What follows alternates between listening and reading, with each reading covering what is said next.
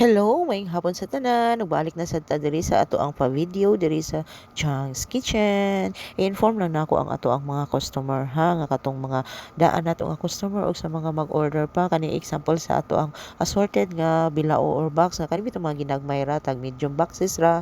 Tapos daghan na siya klase sa isa ka box nga assorted. Usahay maabot sa point bitaw nga dili siya available tanan kay mo depende naman po ko sa ako ang ginakolekta nga mga orders. Kung tanaw na ako nga gamay ra pud na siya nga order ana nga day, so usahay gina-out na ko na siya, pero usahay makapanangkin ko sa customer nga ma'am wala ni siya i-appeal, pero usahay pud sa kadaghan sa orders usahay malimot kog inform sa customer.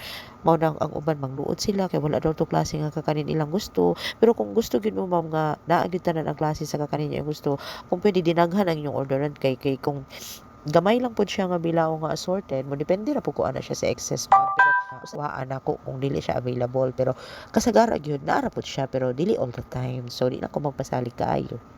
Pero kasagara gyud moingon na pud sila, "Ma, ma-avail ko ani nga assorted ani ang amount ikaw na bahala." Usahay masulti sila og mga duha lang ka recipe or variety ang ilang gustong ipabutang, ako na rin bahala sa uban kung depende lang kung unsa kung available. So inana kasagara na tong customer. Dapat uban nato nga customer nga very specific yun ang ilang gusto sa ilahang mga order. Mao na ang usahay udi na ko pasaligan labi na kung assorted tapos hapon na mag-order bitaw. So magdepende na jud ko ana sa excess mga mems ha. Ug mao na karong hapuna. Salamat, follow, like and share only from Junks Kitchen.